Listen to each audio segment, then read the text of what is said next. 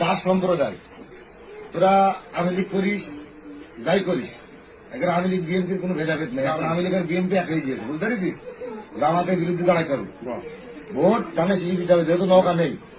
একদম সকাল সকাল ভোট কেন্দ্রে চলে যাবি, আর যে কটা বাড়ির লোক আছে তোদের সব ভোট কটা জানে আমরা দেখতে পাই, আমাদের সামনে মারবি, ঠিক আছে তো?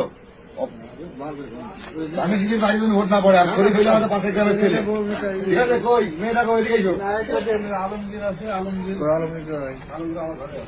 তাহলে কৃষি ভোট দিবি, ধানে দিবি 100 টাকা। হ্যাঁ,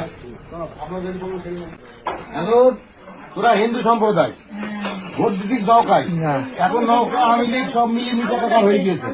আর আমরা গ্রামের ছেলে, শোন গ্রামের ছেলে, পাশের গ্রাম কুমলাপুরি ছেলে ভরে দাঁড়িয়েছে, এমপি হবে, হলে আমাদের ভাগ্য পরিবর্তন হবে। আর আমরা গ্রামের ছেলে, তোদের সুখ দুঃখে আপাত বিপাদে আমরা পাশে ছিলাম, থাকবো। ধানের শিশি ভোটটা দিবি তো? সকাল সকাল চলে যাবো, তোদের বাড়ি যে কটা আছে সব বুঝি ভোট নিয়ে নিবি, আর তোদের যা সমস্যা